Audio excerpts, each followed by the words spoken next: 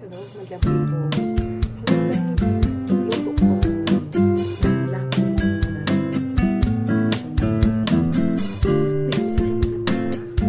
sarap na. Inano ko lang yung pinarito ko ng chummy. Tapos, nagpapuro ako ng patatas.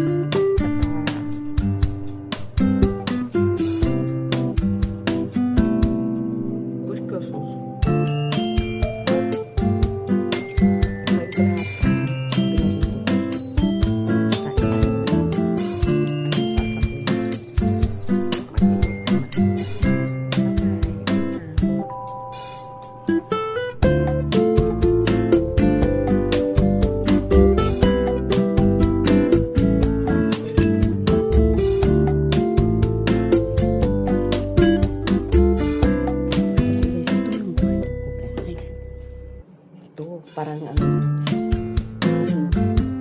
masulat. Thank you guys for watching. Please follow my account Kahis Bakal RN. Thank you so much guys. Thank you.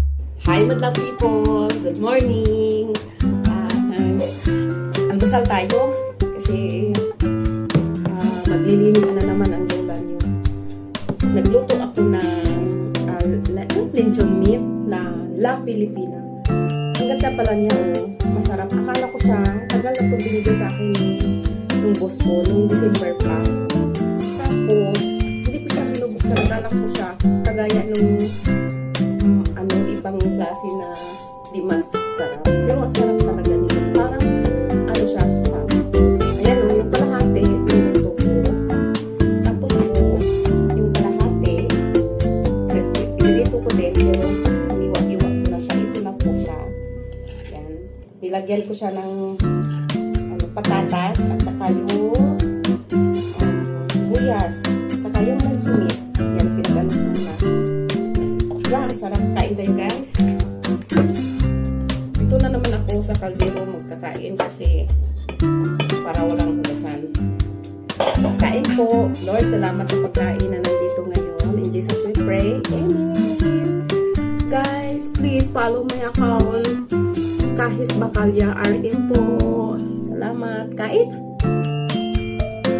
Minsan po pag nagbibideo po ako na mahina, nandito po yung boss ko kasi maliit lang po naman.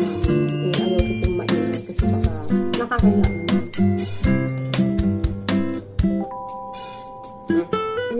Ang sarap niya. Ang sarap sa lalim niya. La Pilipina. La Pilipina. Kain. Naglilinis na ako. Habang nagluluto ng pagkain ko, naglilinis na ako. Ngayon, iwanan ko siya kasi kain mo na. Kagabi kasi wala akong hapon, hindi ako hapunan kagabi.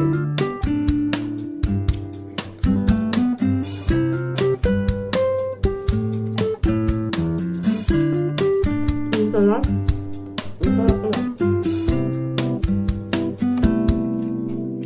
Parang spam din siya. Kahit ganito lang yung mukha ko, mapili ako eh. Ang nasa laptop lang ko din yung spam. Yun lang yung gusto ko. Pero ito, masarap pala. Kasi wala akong maisip na ano. Lutuin. Kasi may iba akong lutuin, pero ito madali lang. Thank you for watching. Kain mo na ang lola niyo.